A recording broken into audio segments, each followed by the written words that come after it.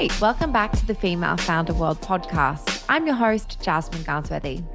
Ariel Kaye made the pretty dramatic shift from corporate life to entrepreneurship back in 2014. She was into interiors, she was into home decor, and she was kind of just looking around the space when she noticed a gap in the market for a home bedding brand that was direct to consumer, high quality, more accessible and affordable, and that really appealed to a millennial customer. I feel like 2014, you look back and you think D2C, millennial customer, that seems to be what everyone was doing at the time. But you've got to remember that in the moment, this was something really different. There hadn't been innovation in this category for quite a while. And if you fast forward to 2022, Ariel's built a lifestyle brand and actually nothing short of a home decor empire. She has physical stores all over the US. It feels like they're launching a new store every week at the moment. They are expanding like crazy. She's also got a thriving e-com business, and they've expanded so much further than just bedding. They are really an all-encompassing lifestyle business now. So how did she do it? How did she build this business? I ask her how, and we get into the nitty-gritty in this episode of the Female Founder World podcast. Ariel, welcome to the show. It's so great to have you. Thanks for having me. I want to just jump in with the very first question. I think everyone listening will be familiar with what you've built and with Parachute Home, but in your own words, could you just explain what it is that you're working on and building? Sure. So Parachute is a modern home lifestyle brand. We design all sorts of products for your home. We touch nearly every room of the home. So think sheets, towels, robes. We have some furniture, rugs, window treatments. We've got some baby products, decor, and we're expanding. So introducing more categories, more products all the time. We also have 15 retail stores open. So we're quite omni-channel at this point and are expanding into many more retail stores soon. So there's a lot going on.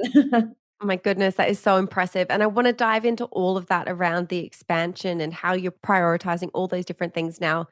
But I want to kind of start at the beginning and learn a little bit more. Let's set the scene for folks. What were you doing when you came up with this idea, and how did it all come to be?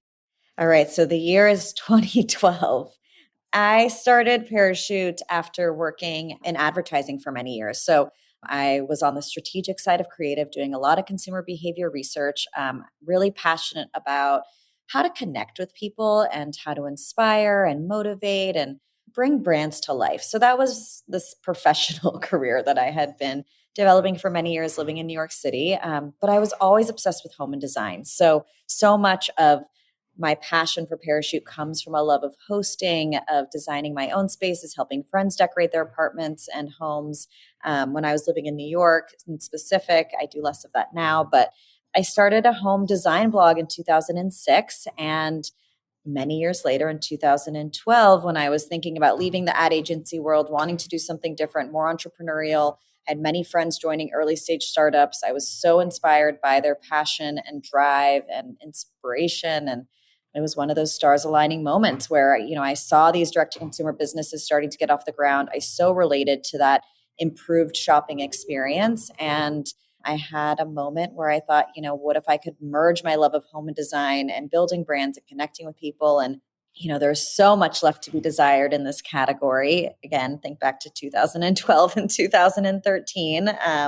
Big box retailers were really the only option. And I decided to just quit my job and go for it. Back in those really early days, you say, I decided to quit my job and go for it. What kind of those early things that you did to get the business off the ground? Were you bootstrapping? Did you have, I know you've raised a lot of money since then, but did you raise money right from the beginning? How were you funding this and getting this off the ground?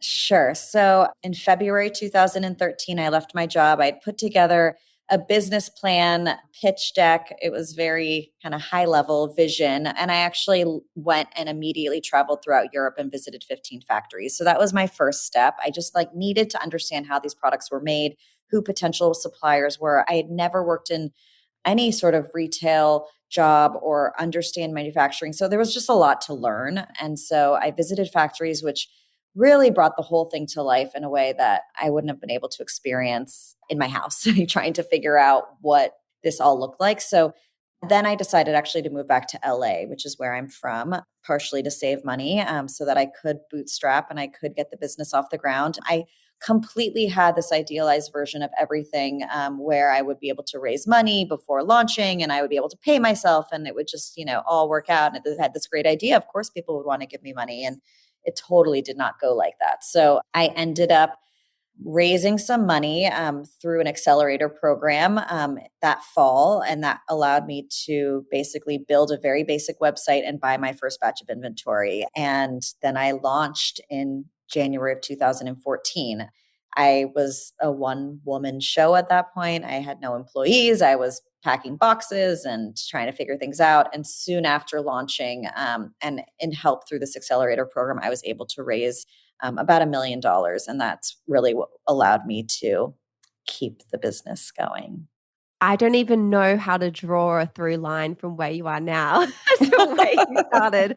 I don't even know what the logical next question is because what you have created from bootstrapping at home is phenomenal. What do you think that some of those early decisions were that you made that have kind of helped to set the foundation for what you've created today? Well, the first thing that comes to mind is hiring people that are smarter than me and more capable. I mean, there was so much that I didn't know. I was very passionate about the product. I was very passionate about brand and marketing and telling stories and bringing the brand to life. But there was so much I didn't know. So, with that early funding that I did manage to raise, I hired a few people. So, I hired someone that could help me with inventory and operations and finance. And that was sort of one role. I hired someone to assist on content and making sure that we were bringing the brand to life and we were able to connect with customers after they made that first order purchase. And slowly we built out the team from there. But, it does sound like we've evolved and we have evolved tremendously in the past 8 years. But those early days were quite slow. I would say that the first 2 years while we were growing and things were all, looking good from a growth perspective, we were solely based in the bedroom, from a product perspective. And the expansion has happened over now many, many years. I want to talk about that expansion and specifically around the different product categories and the different rooms that you've moved into. How have you made those decisions around, okay, we're going to move from the bedroom into also doing dining? Or like, how do you actually make that decision? Is it coming to you from customers saying, hey, this is what we want? Is it an opportunity that you're seeing somewhere else? How do you make those calls?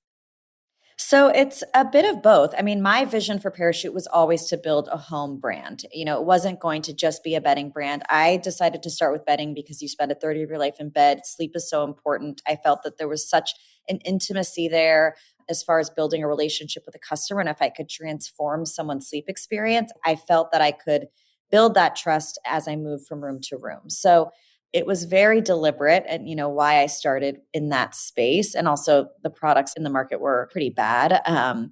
And so as I was looking to build, there were some really nice natural expansions early on. So after bed, we went to bath. That felt like an absolute natural progression for us. A lot of people think about those products in tandem and purchase them with a similar aesthetic or color.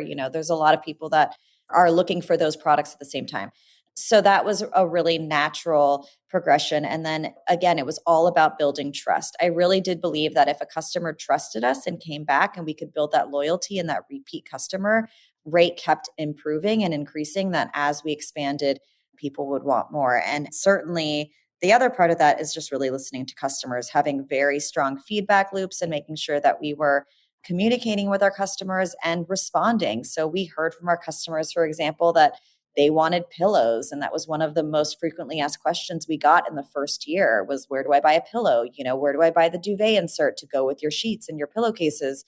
And after sending people to different places, we all of a sudden looked at each other and said, wait a second, how much revenue do you think we're leaving on the table? Because people can't purchase these things all together. We got to figure this out. So, some of it has been more internally driven, and some of it has just made sense. And some of it has been really listening to the customer. And I do think when you listen to the customer, they pay attention and they're so appreciative. So it's a benefit of being a small, nimble, growing team.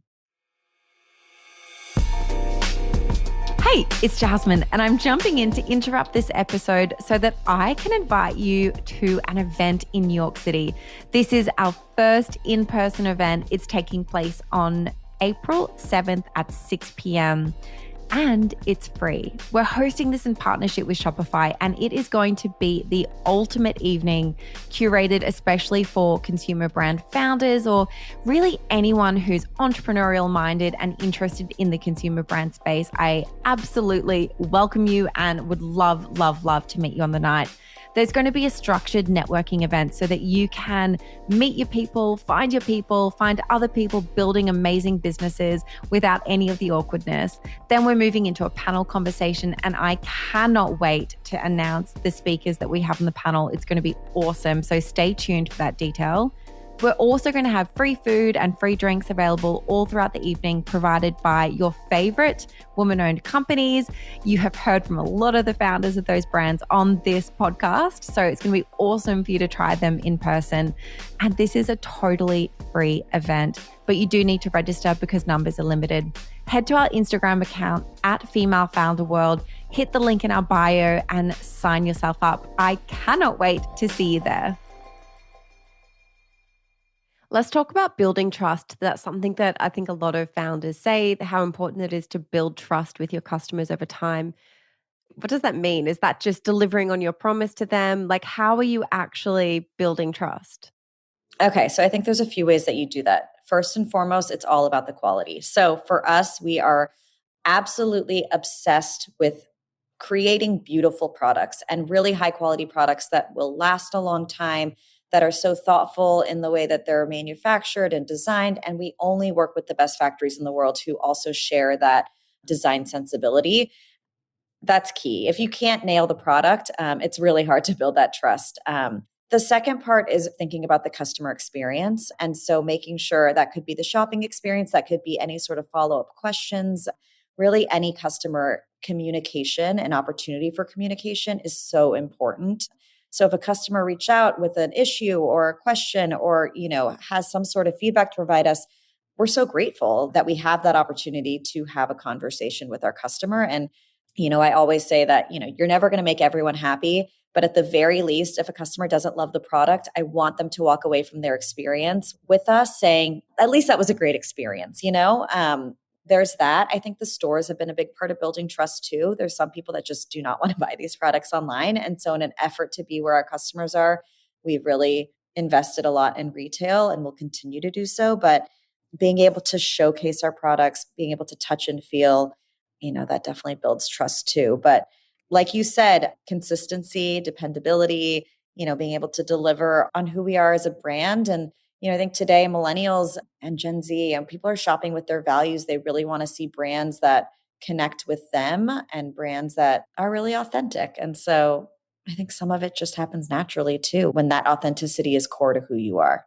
Speaking on consistency, I really admire entrepreneurs who have a vision and they follow it through for a decade and you're working on this one thing. I think that entrepreneurial people are just inherently can easily be distracted by shiny object syndrome and be pulled off task. And I think that seeing someone like you who's built this brand around a single vision over many, many years is really, really inspiring. How have you stayed focused and on task and not getting distracted with all of these different opportunities? I'm sure there are times where you could have been pulled in multiple different directions. How have you stayed really clear on what it is that you're building? So having a clear point of view as a brand and as a founder is key. We've stayed so true to who we are as a brand, even as we've evolved. And that doesn't mean that you can't evolve as a brand. You absolutely can. But I do think that North Star of who you are as both a leader and as a company are so important. I also think, to be more specific to your question, that learning how to say no is a superpower. There's bright, shiny objects everywhere, and it is exciting to see all those opportunities.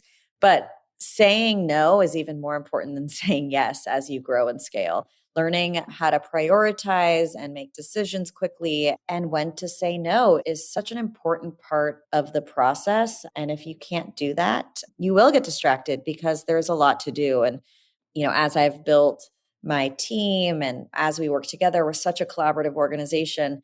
We talk about priorities a lot and we talk about what's important for today. And so if we say no to something today, that doesn't mean we'll say no tomorrow, but you do have to stay focused. And it's hard when there's so much opportunity and so much growth and so much momentum. You see a lot of companies grow too fast and hit roadblocks and real big challenges that are hard to recover from. So, I've always believed that building a company is a marathon and it takes time. And, getting from point A to point B is totally the goal, but there can be some winding roads in between. If you were kind of starting something from scratch today, would you, let's say you'd never done parachute home, but you have all of the same, you have the learnings, you just don't have the business, or you've got that knowledge and the skills. What would you kind of go into today? Would you start the same business again today? Where are you seeing opportunities for new founders? Like what industries do you think are really interesting? That's a great question. I love what I do. I can't imagine doing anything differently. I am a one-hit wonder. This is my baby, and I hope to be building Parachute for many years to come. I think there's so much opportunity right now. I would love, selfishly, one of the things that keeps me up at night are the climate issues that we're experiencing. I would love to see more companies, and I know there are so many that are going to help change the world. I think there's so much opportunity for impact, and I know there's so much opportunity for investments in real impact-driven organizations. So I think that's great. But Parachute is my one and only. But I am really enjoying advising other companies and getting to kind of be part of other people's journeys and being helpful in ways that I can be. I think it's one of those things where the barrier to entry into creating a consumer product now is quite low. It's still difficult, but kind of you can create something and get some momentum on TikTok. And so it feels like there's so much out there. And I think, a lot of people that are in my DMs and that I'm speaking with, they're kind of like, every time I have an idea, it doesn't feel big enough. It feels like it's already been done. And I think that's just like something a lot of really people who are just getting started definitely wrestle with and have a lot of doubt around that. Not a question, just something I wanted to throw out there.